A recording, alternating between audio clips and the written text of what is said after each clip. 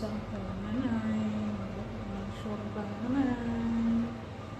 Lagyan na nagpagawi. Ano nga ba yung tawag nito? Parang bulgur. O, yun ko. Yun. Sagar.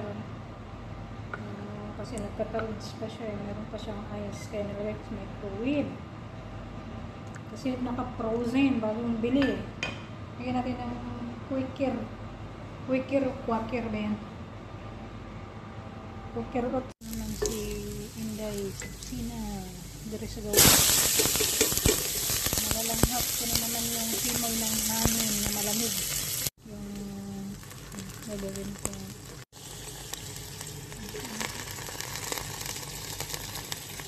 Nilalagay ko sa tiyan ng ibon pag nagluluto sila.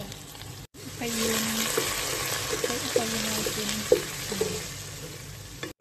chicken sandals.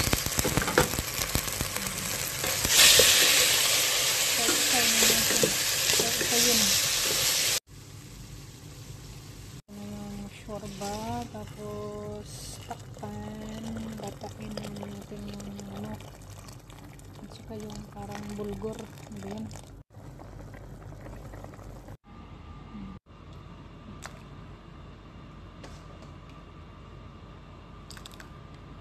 Guys, done ang ating shorba.